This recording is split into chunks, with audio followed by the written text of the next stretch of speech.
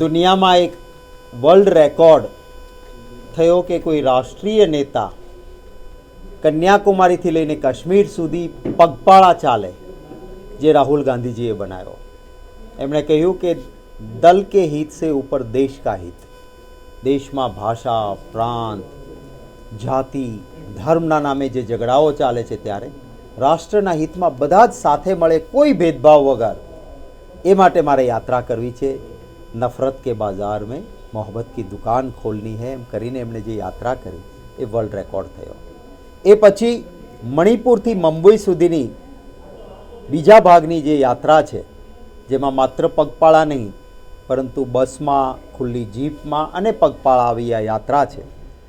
જે યાત્રા ગુજરાતમાં 7 જિલ્લાઓમાં ફરવાની છે અને આવતીકાલે રાજસ્થાનની સરહદથી દાહોદના ઝાલોદ ખાતે બપોરે 3 વાગે ગુજરાતમાં આ યાત્રા પ્રવેશ કરવાની છે. ત્યારે હું આભાર માનીશ સૌથી પહેલાં મારા વહાલા ગુજરાતીઓનો. એક જબરજસ્ત થનગનાટ. રાહુલ ગાંધીજી આવે છે, એક જન નેતા આવે છે, ગુજરાતમાં આવે છે, તો એને આવકારવા માટે એક અનેરો ઉત્સાહ ગુજરાતીઓનો છે. એમનો આભાર માનું છું. ગુજરાતના મારા કોંગ્રેસ પરિવારના કાર્યકર્તાઓ અને નેતાઓ, જેમ પરિવારમાં કોઈ સારો પ્રસંગ હોય અને કમર કસીને કામે લાગે, એમ એક એક કાર્યકર્તા અને નેતા રાહુલ ગાંધીજીની યાત્રાની તૈયારીઓમાં દિલથી લાગેલા છે. આ સૌ નેતાઓ અને કાર્યકર્તાઓનો હું હૃદયપૂર્વક આભાર માનું છું.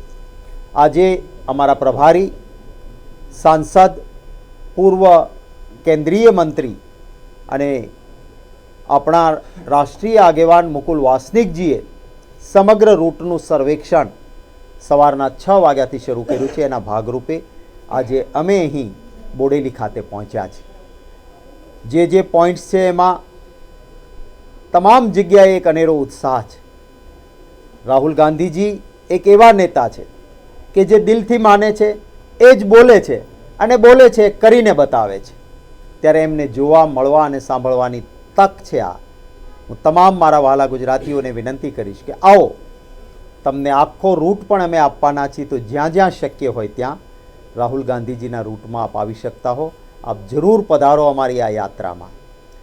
જે જિલ્લાઓમાંથી યાત્રા પસાર થવાની છે, એ જિલ્લાના આગેવાનો ગામડે ગામડે જઈને લોકોને આમંત્રિત પણ કરીને આવ્યા છે. પ્રેસ અને મીડિયાના મિત્રોનો પણ આભાર માનીશ કે એમનો પણ પૂરો અમને સાથ અને સહયોગ છે. ક્યાંય કોઈક જગ્યાએ ભાજપમાં ડર પેસી ગયેલો છે કે રાહુલ ગાંધીજી આવે છે, અમે તો જે ગેરંટીઓ આપી હતી એમાં સંપૂર્ણ ફેલ રહ્યા છીએ. 2 કરોડ નોકરીની વાત કરતા હતા ને હતી એની નોકરીઓ જતી રહી. ખેડૂતની આવક બમણી કરશું કીધું હતું અને એ ગેરંટી તો ફેલ ગઈ. ખર્ચા ખેડૂતના ડબલ થયા, આવક તો બમણી થઈ નહીં.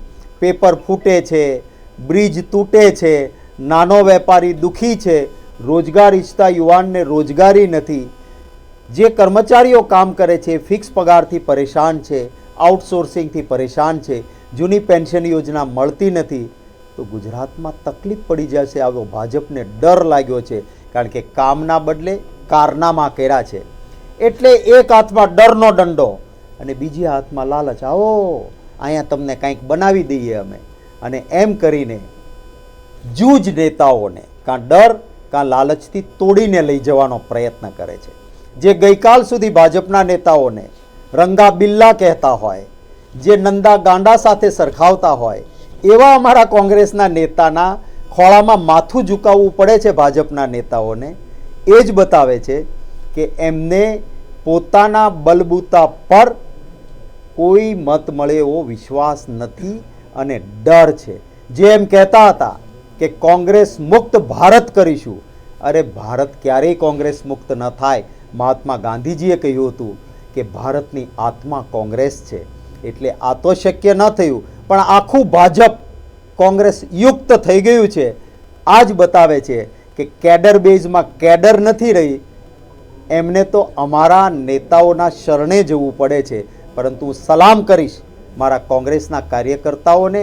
એમની દ્રઢ માનસિકતાને હું નમન કરીશ કે કદાચ કોઈક આંગળીના વેઢે ગણાય એવા નેતા આમ તેમ થયા છે, પરંતુ ગામડામાં રહેતો, શહેરની શેરીઓમાં રહેતો, મારો કોંગ્રેસનો કાર્યકર્તા ભાજપથી ડર્યો નથી, ભાજપ એને ખરીદી નથી શકતું.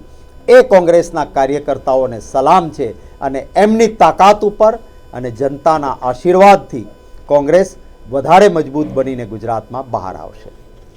Thank you. ઋષિકેશ પટેલે કહ્યું છે કે રાહુલ ગાંધીએ કોંગ્રેસ જોડો યાત્રા કરવી જોઈએ. જો ઋષિકેશભાઈને મારે એવું કહેવું છે કે તમે તમારું ઘર સંભાળો. કાચના ઘરમાં રહેતા હોય એને બીજા ઉપર પથ્થર ન ફેંકવો જોઈએ.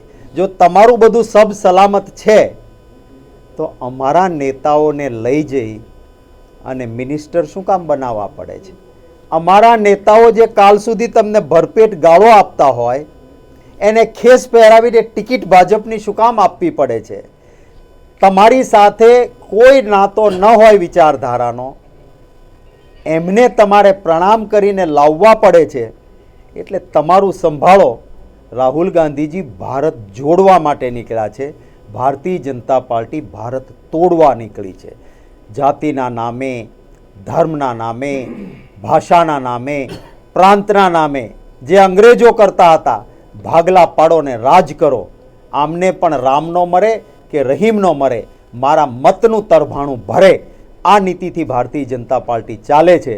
અને એના કારણે જ હવે જ્યારે લોકો એમને ઓળખી ગયા છે ત્યારે આખું ભાજપ એ કોંગ્રેસના સહારે આવવા નીકળ્યું હોય એવા હવાતિયા મારે છે. પરંતુ કોંગ્રેસના આંગળીના વેઢે ગણાય એવાને જ ખરીદી શકશે. લાખો મારા કાર્યકર્તાઓ છે એ અડગ છે અને અડગ રહેશે, જેનું અમને ગૌરવ છે. Thank you. સાહેબ, માણાવદરમાં કોંગ્રેસના કાર્યકરો તોડે કેવું લાગી રહ્યું છે આપને? જો એક વસ્તુ સમજો કે કાર્યકર તૂટતો નથી. જેને કંઈક સત્તામાં ઝીરોમાંથી કોંગ્રેસ પક્ષના કાર્યકર્તાઓએ હીરો બનાવ્યા હોય છે, એને ભાજપ ખરીદવા કે ડરાવવા નીકળે, એમાં જૂજમાં સફળ થાય. પણ ત્યાં ગયેલો હીરો હોય છે એ ઝીરો થાય છે. એ સાબિત થયેલી વસ્તુ છે. જૂજ થોડા દિવસો માટે કેટલાકમાં પ્રસંગોમાં હોય છે ને કે એ પ્રસંગમાં એને બહુ સજાવી ધજાવીને રાખે, પણ બીજા દિવસથી એણે તો તાળીઓ જ પાડવાની હોય છે. આ સ્થિતિ થતી હોય છે. Thank you. જે ઉમેદવારોના નામની પ્રોસેસ અમારી પૂરી થઈ ગઈ છે. અમારી એક સ્ટ્રેટેજી હોય છે. ક્યારેક કોઈકને કાનમાં પણ કહેવાનું હોય, તમારા કેમેરાની આંખે ક્યારે જાહેર કરવું એ અમારું મોવડી મંડળ નક્કી કરશે. ફોર્મ ભરવાના છેલ્લા દિવસ પહેલા તમને આખું લિસ્ટ મળી જશે.